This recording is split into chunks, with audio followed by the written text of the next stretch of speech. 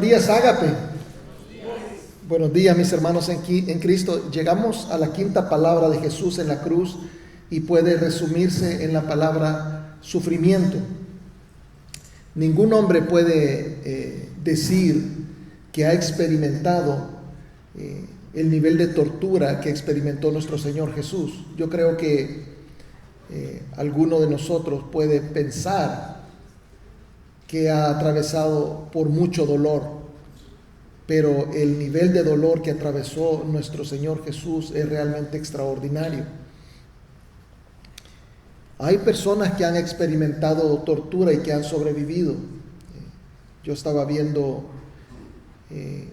leyendo acerca del senador McCain. Yo le voy a poner una foto en pantalla. Él ya murió, por cierto, en el 2018, antes de la pandemia murió, tenía 82 años. Yo recuerdo bien cuando él murió. Y este senador era muy respetado porque cuando él tenía 31 años, o sea, 50 años antes de su muerte, 51 años antes de su muerte, él fue capturado. Él era piloto de avión y en la guerra de Vietnam, un misil alcanzó su avión y cayó al agua.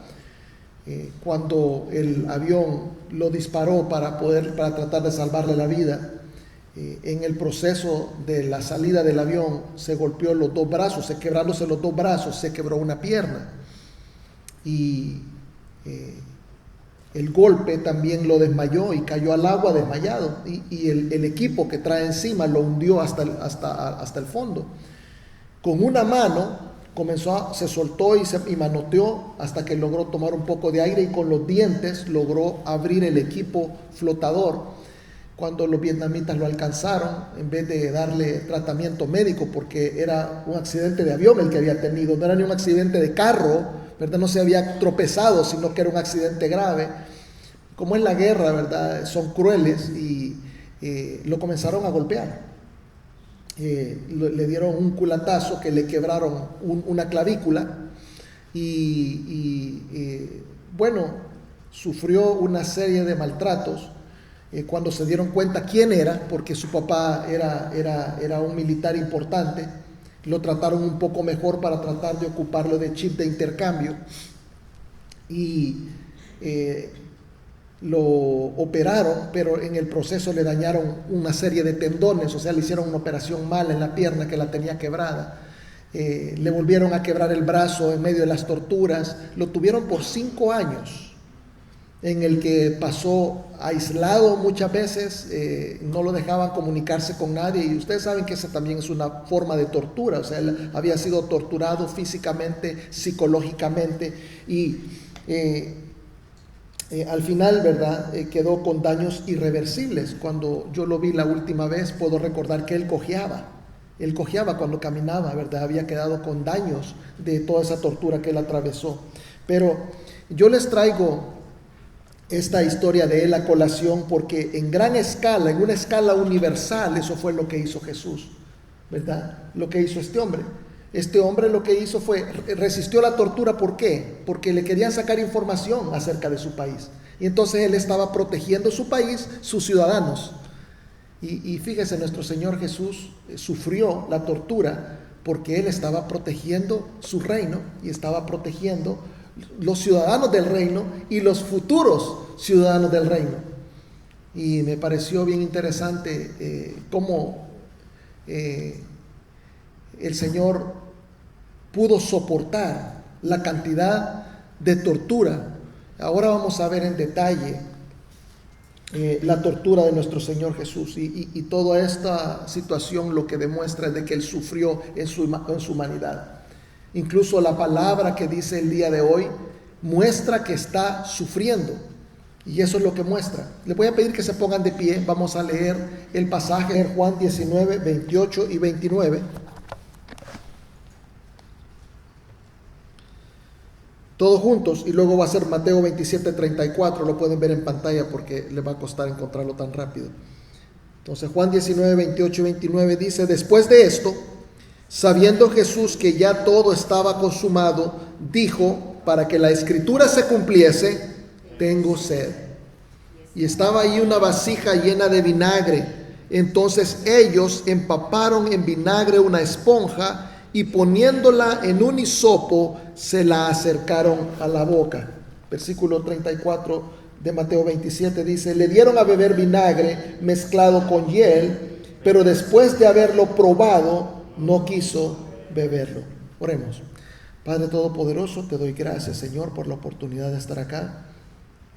Gracias porque nos permites conocer un poco más de tu sufrimiento. Gracias, Señor, porque entendiendo tu sacrificio, Señor, nosotros crecemos en agradecimiento y nosotros crecemos, Señor, en la confianza de lo que tú hiciste. Estoy seguro, Señor, que no hubieras sufrido si no supieras exactamente lo que lograbas a través de ese sufrimiento. Y te agradecemos porque todos nosotros somos el resultado de tu dolor. Bendito sea, Señor, porque nos permites no solamente compartir la palabra y cambiar nuestra perspectiva, sino que también nos permites seguir siendo canales de esa misericordia, pregoneros de tus obras. Bendito sea, Señor, por cada uno de los que has traído acá. Muchos han venido con mucho esfuerzo, muchos han venido en medio de la dificultad, muchos han venido solamente con el deseo de agradecerte, llenos de alegría, sabiendo que es un día de celebración, el día en el que se celebra domingo a domingo en la resurrección de Jesucristo. Gracias porque estamos acá y bendito sea, Señor, por tu palabra. No permitas que nada, Señor, que sea incorrecto se hable desde este púlpito, y te pido que estés con nosotros y, Padre, que te goces de lo que tus hijos están haciendo para ti. En Cristo Jesús te damos gracias. Amén. Tomen asiento. Fíjense bien lo que dice el versículo 28. Después de esto, sabiendo Jesús que ya todo estaba consumado, dijo, para que la escritura se cumpliese: tengo sed. Dice Juan 19 que el Señor supo que ya todo estaba consumado. ¿A qué se refiere con que ya todo estaba consumado? Ya estaba consumado el sacrificio, el derramamiento de la sangre que sustituye el derramamiento de nuestra sangre, de la tuya y de la mía. Ya no había sangre que derramar. Quiero que tomes en cuenta que faltan pocos minutos a partir de este momento para que nuestro Señor pierda la vida. Esta es la quinta palabra. 2 cosas más dice y muere. Y los soldados en este momento son enviados a quebrarle las piernas. ¿Para qué hacían esto de quebrarle las piernas? Pero fíjese, quiero que leamos esa parte de la palabra donde dice de que le mandaron a quebrar las piernas. Juan 19, 31 al 37. Dice: entonces los judíos, por cuanto era la preparación de la Pascua, a fin de que los cuerpos no quedasen en la cruz en el día de reposo, pues aquel día de reposo era de gran solemnidad, rogaron a Pilato que se les quebrasen las piernas y fuesen quitados de ahí. Entonces era un día solemne, era un día que se respetaba mucho.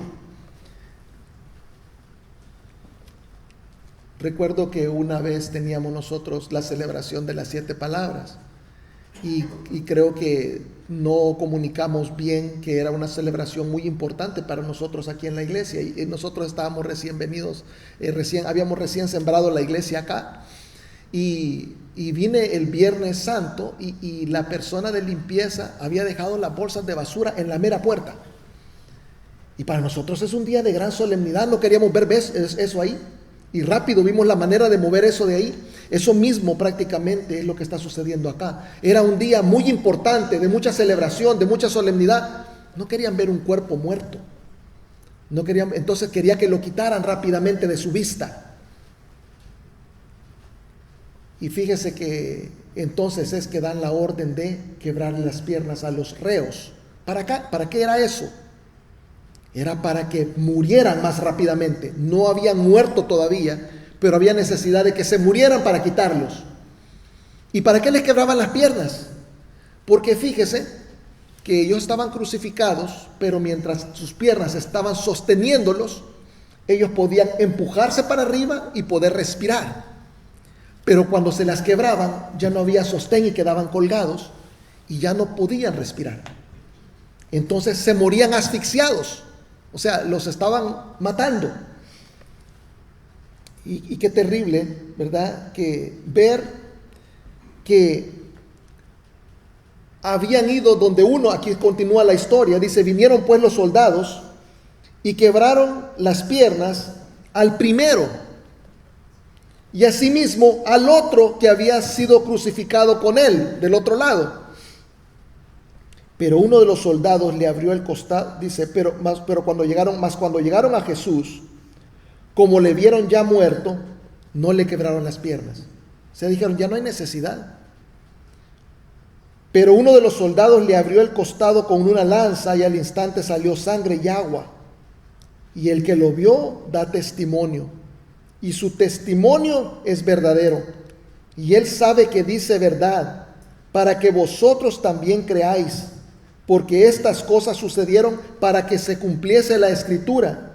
No será quebrado hueso suyo. Había una profecía en la cual se decía que el Mesías, ¿verdad?, no será quebrado un hueso de él. Ya muchos de nosotros no calificamos. Yo tengo como 3 huesos quebrados. El Señor no se quebró ningún hueso y esa era una de las condiciones para ser Mesías. Todo indicaba que el momento de su crucifixión iba a ser un momento en el que iba a ser quebrado un hueso de él, el hueso de sus piernas, de manera de que no iba a cumplir con la profecía. Pero fíjese, el Señor, que todo lo sabe, preparó las cosas de la manera que las preparó. No se quebró un hueso de sus piernas, de la manera que se quebró con los que estaban a los lados. Y fíjese qué tremendo, que cuando lo impaló prácticamente, cuando le ensartó la lanza en el costado, salió sangre mezclada con agua. Ya no había sangre que dar. Y había perdido muchísima sangre. ¿Y qué es lo que le había causado la pérdida de sangre? No fue la crucifixión en sí. Fíjese que yo me pongo a ver el poder del Señor y el significado de los hechos. Porque si solamente lo hubieran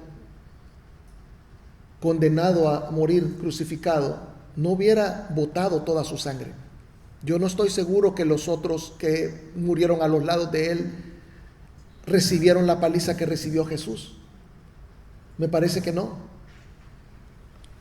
El severo castigo que recibió Jesús, fíjese bien, se lo mandó a dar Pilato, porque Pilato había sido advertido por su mujer de que no tuviera nada que ver con ese justo. La Escritura dice que la mujer soñó con Jesús y que se levantó atormentada y que fue a advertir a su marido, no le hagas nada. Y él estaba entre la espada y la pared, queriéndole dar gusto a los judíos que estaban exigiendo la muerte de Jesús, y su mujer que le decía que no tuviera nada que ver con lo que se le quería hacer a este hombre. Y entonces, para tratar de salvarle la vida a Jesús, tratar de que él estaba negociando una salida olímpica, estaba tratando de quedar bien con su mujer y estaba tratando de quedar bien con los judíos. Y entonces es que él decide darle una paliza a Jesús. Él no tenía que ser azotado. Él fue encontrado inocente, como nosotros ya pudimos deducirlo y pudimos analizarlo en mensajes anteriores. A un hombre inocente no se le da una paliza como la que se le dio a Jesús, pero se la mandó a dar precisamente por eso. Quería ver si salía bien con los dos. Algunas personas piensan que Jesús recibió 39 latigazos, que son 40 latigazos menos 1, por cuestión de la ley que está en Deuteronomio. Deuteronomio 25:3 establecía que cuando se castigaba a alguien, se podrá dar 40 azotes, no más. Entonces, daban 39, porque la ley también decía que si se pasaban, a ellos mismos los azotaban y les daban 40 también. Entonces el que azotaba tenía miedo de que lo azotaran, entonces contaba bien hasta 39 con tal de no pasarse. Pero el problema es que los que castigaron a Jesús no eran judíos. Esta ley es para los judíos. Los que lo castigaron fueron romanos y los romanos no tenían límite. Fíjese qué terrible lo que les estoy diciendo. Porque si hubieran sido 39, son 39.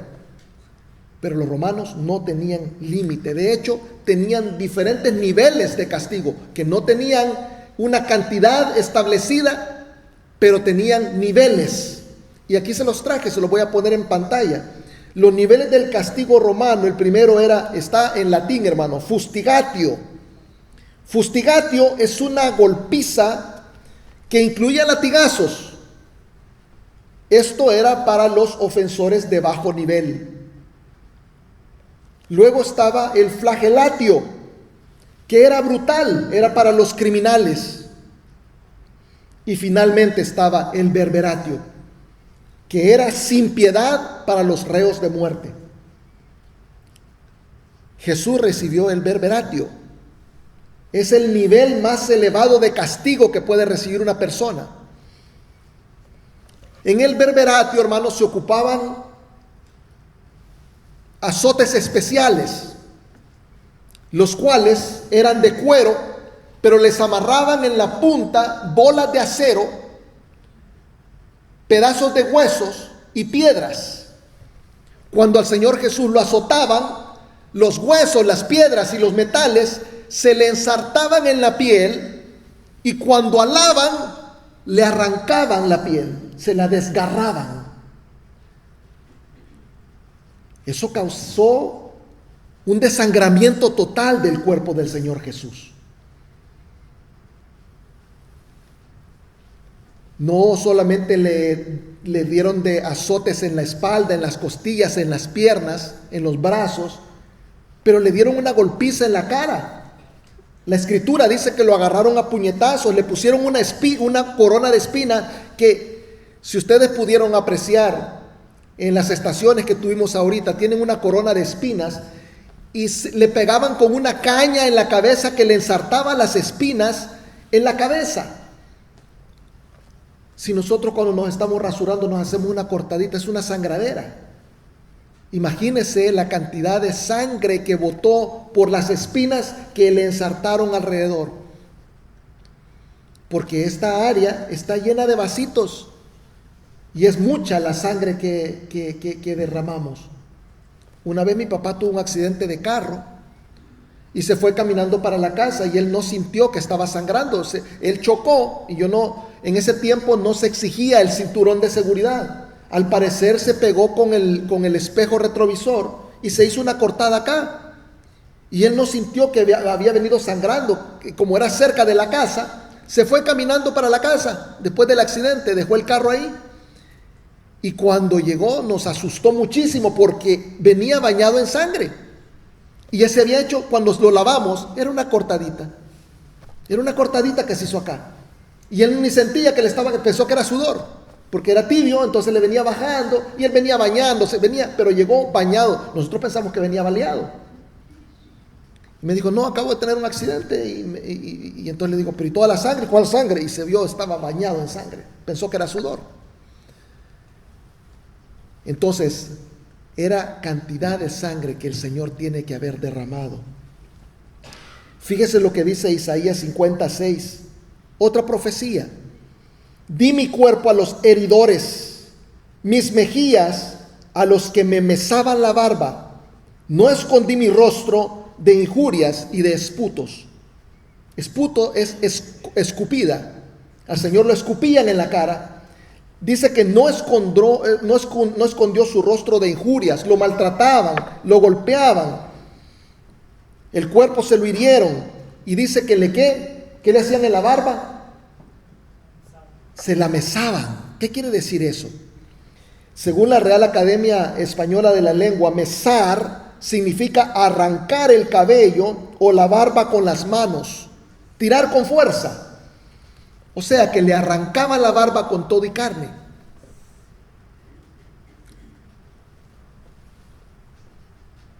Fíjese que nuestro Señor Jesús quedó irreconocible del maltrato que le dieron.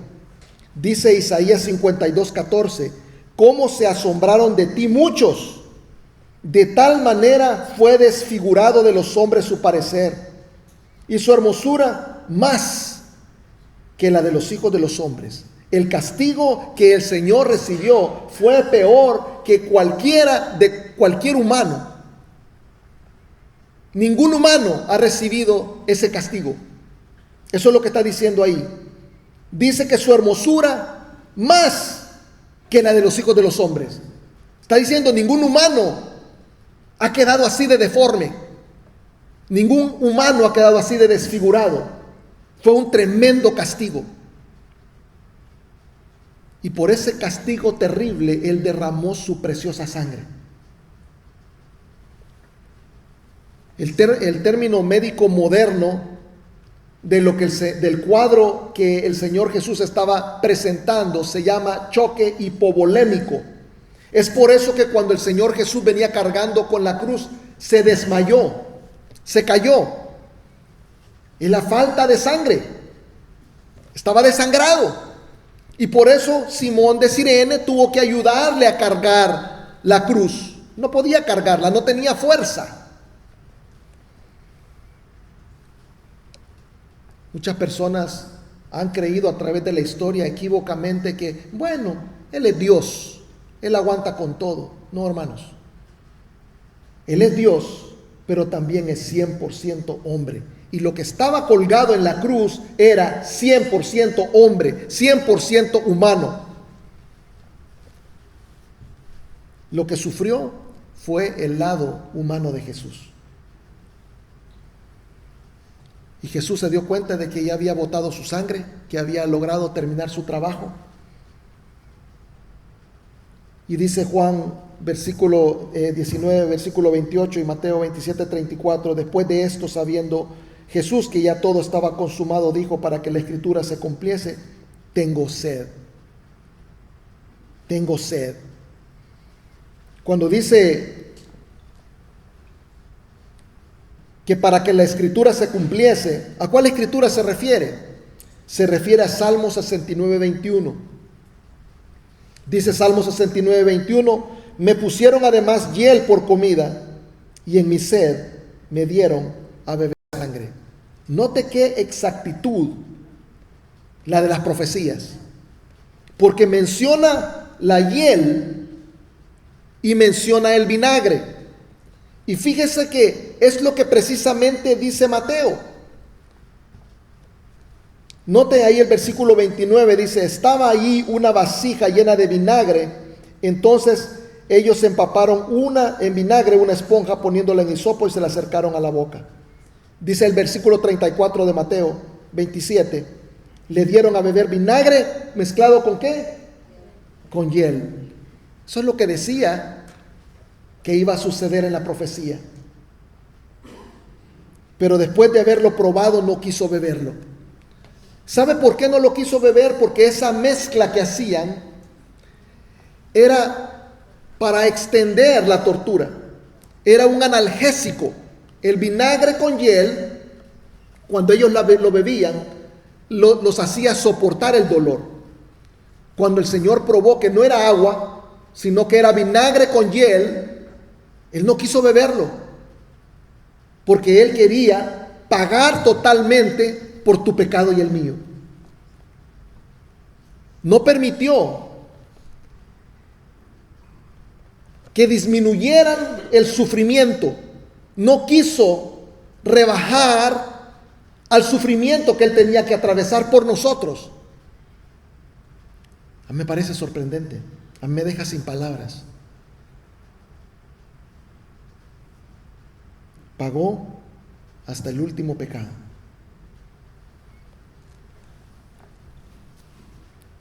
Se quedó con sed, decidió no probarlo. No solo se quedó con la sed, sino que se quedó con el cansancio, se quedó, ¿verdad? Porque esta sed era causa del cansancio, era causa de la pérdida de sangre, era era resultado del sudar, porque había caminado mucha distancia. A pesar de que ya no cargó su cruz, él caminó toda esa distancia y sudó. Usted sabe que cuando uno es herido también sufre fiebres. Seguramente el Señor estaba con fiebre y necesitaba agua y se quedó con sed, pero prefirió sufrir porque quería pagar por la totalidad de lo que nosotros hemos hecho. Tengo sed, hermanos, significa estoy sintiendo necesidad en mi cuerpo, estoy sufriendo en mi humanidad. Yo veo lo que Jesús está haciendo. Jesús está sufriendo sed para que nosotros nunca más tengamos que sufrirla. Nunca más vamos a sufrir sed porque Jesús sufrió sed por nosotros. En Juan 4 encontramos la historia de la mujer samaritana. El Señor Jesús entra en Samaria, cosa que no hacían los judíos. Se sale de su camino. Yo no sé si ustedes saben esto, pero los judíos rodeaban Samaria, aunque había lugares de Israel a los cuales podían llegar. Si atravesaban por Samaria, ellos preferían caminar extra con tal de no meterse con esa gente. Entonces rodeaban Samaria. Y el Señor Jesús se metió a Samaria, lo que no hacían los judíos. Y hay un intercambio con una mujer samaritana. Y esto viene a ilustrar claramente lo que Jesús estaba haciendo por nosotros en la cruz. Fíjate el intercambio en Juan 4 del 7 al 14. Vino una mujer de Samaria a sacar agua y Jesús le dijo: dame de beber. Pues sus discípulos habían ido a la ciudad a comprar de comer.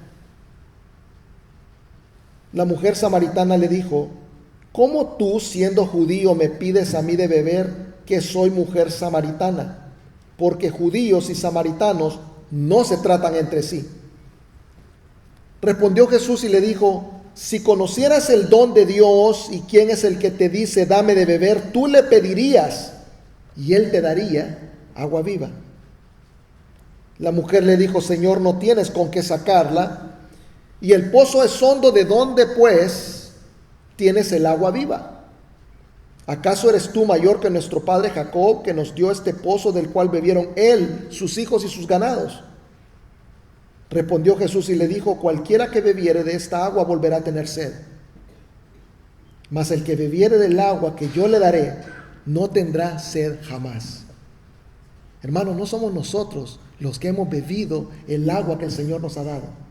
Nosotros no tendremos sed jamás, sino que el agua que yo le daré será en él una fuente de agua que salta para vida eterna. Quiero que se den cuenta que Jesús le está ofreciendo agua a una mujer samaritana, la cual, hermanos, viene siendo como prima de los judíos. Los samaritanos eran primos hermanos. Los samaritanos eran judíos que se habían metido con gente de otros pueblos, entonces eran mezclados, pero tenían sangre judía.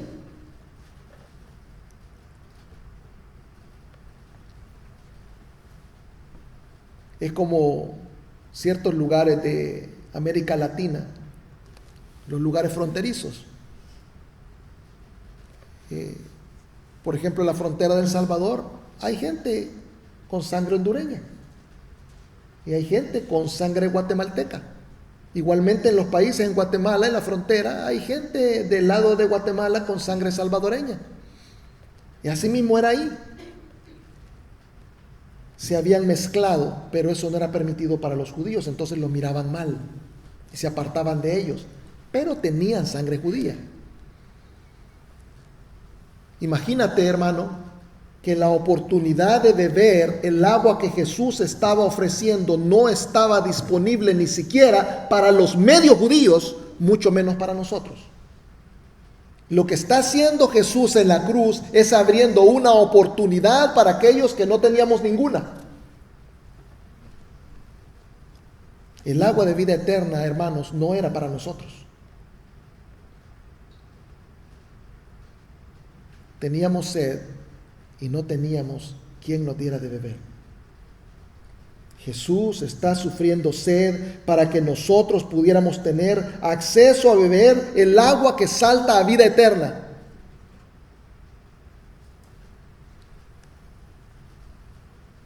Y quiero que entiendas bien lo que esto significa, porque tiene más de una connotación.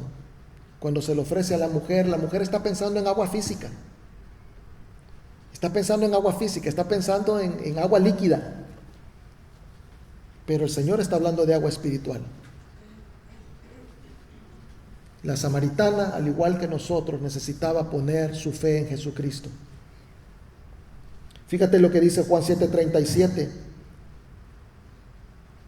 En el último y gran día de la fiesta, Jesús se puso en pie y alzó la voz diciendo: si alguno tiene sed, venga a mí y beba.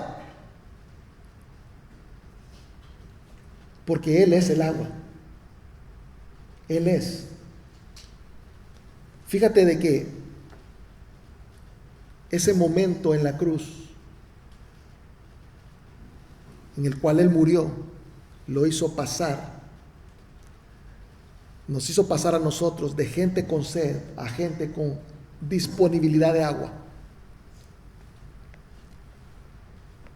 Yo creo que nosotros no nos damos cuenta, no nos detenemos a pensar, porque no es cosa que pensamos, recibimos a Jesús, vivimos una vida cristiana, pero no nos detenemos a pensar lo dichosos que somos de vivir en Jesucristo. Somos dichosos. Y hermanos, yo llegué a Jesucristo porque cuando me presentaron la verdad, me di cuenta que era la verdad. Algunos llegan a Jesucristo porque se dan cuenta que son pecadores y saben que están mal y que tienen que arreglar las cosas con Dios. Hay personas que vienen a Jesús porque le tienen miedo al infierno. O sea, saben que la familia de Dios va para el cielo, la familia del diablo va para el infierno, y mientras no te haces de la familia de Dios no vas para el cielo. Hay gente que se da cuenta de eso y se vuelve claro y evidente para ellos y dicen: yo no voy para el cielo, para el infierno, quiero ir para el cielo. Entonces, por la razón, ¿verdad?, como el Espíritu Santo te haya tocado y la razón que tú hayas encontrado bien en tu mente por la cual aceptar a Jesucristo, y yo te quiero que te des cuenta de que cuando nosotros vemos el fin de los tiempos reflejado en Apocalipsis, no es un grupo de personas que solamente se dieron cuenta que creyeron en la verdad. No es un grupo de personas que solamente dijeron: gracias a Dios no estoy en el infierno. No es un grupo de personas que dice: bueno, me libraron del pecado, qué bien. Sino que fíjate lo que dice Apocalipsis 7, 16, 17. Dice: ya no tendrán hambre ni sed. Somos personas sin sed. El sol no caerá más sobre ellos, ni calor alguno, porque el Cordero que está en medio del trono los pastoreará y los guiará a fuentes de agua de vida, y Dios enjugará toda lágrima de los ojos de ellos. Fíjate lo que está pintando la Biblia.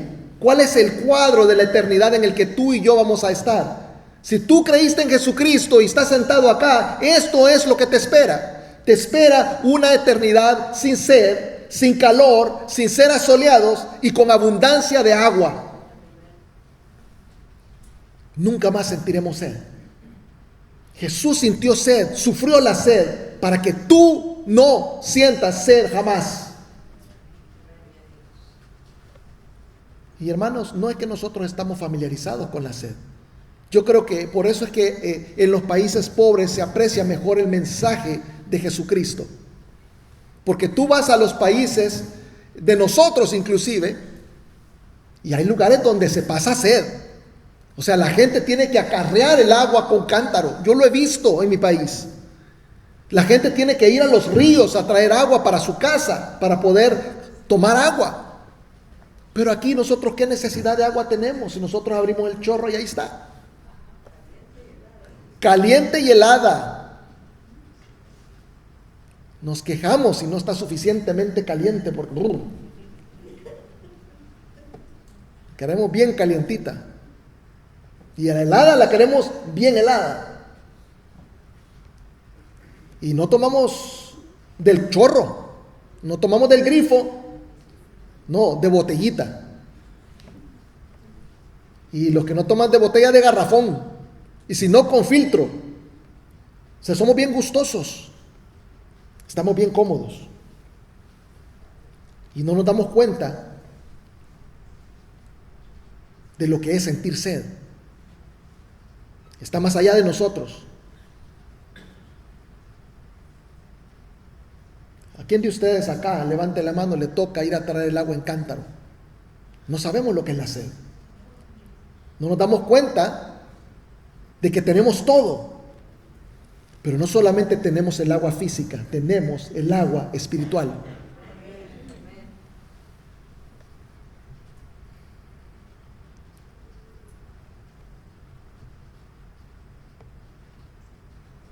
Hermanos, yo me doy cuenta de que es evidente para nosotros cuando alguien tiene sed espiritual. Nosotros vivimos en un mundo caído y podemos ver, podemos identificar rápidamente quién necesita del agua. Rápidamente podemos verlo. Porque vivimos en un mundo donde las consecuencias del pecado están a la vista. Diariamente las sufrimos.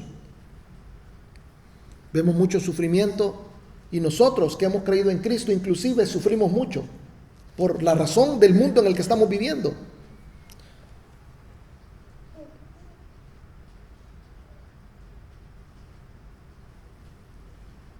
Yo pienso de que a pesar de que nosotros hemos tomado el agua de vida, pasamos por muchas dificultades. Y yo lo veo a los hermanos pasar por dificultades. ¿Y será que nuestro Señor no se da cuenta de nuestro sufrimiento? Se da cuenta que no sufrimos con el pecado, porque muchos de nosotros tal vez no tenemos necesidades económicas, pero sufrimos con el pecado. Quisiéramos ser completamente libres de ese flagelo ya. Ya no quisiéramos verlo alrededor. Muchas veces, hermanos, esto es lo que pasa en las iglesias, es malentendido. La gente quiere completamente aislarse del mundo porque ya no quieren ver el pecado. Y ven venir a alguien que trae pecado y lo rechazan. Y yo lo entiendo. Está malo, pero lo entiendo. Porque ya no queremos vivir en pecado. Ya no queremos ser parte de él.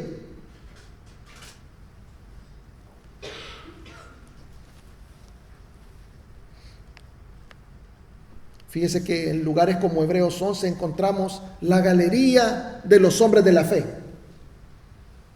Y ahí están un montón de nombres que ahora se consideran héroes, personas que han creído en la fe. Y todas sus grandezas son descritas. Pero ¿dónde están los nombres de todos aquellos que han sufrido? ¿Dónde están los nombres de todos aquellos que han pasado dolor por el pecado? ¿Dónde están los nombres de todos aquellos que diariamente lucharon contra la maldad? Porque el mundo ha sido malo desde el principio.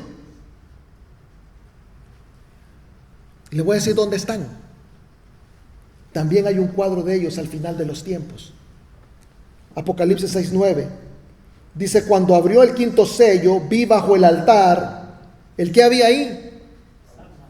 Las almas de los que habían sido muertos por causa de la palabra de Dios y por el testimonio que tenían. Hay muchas personas, hermanos,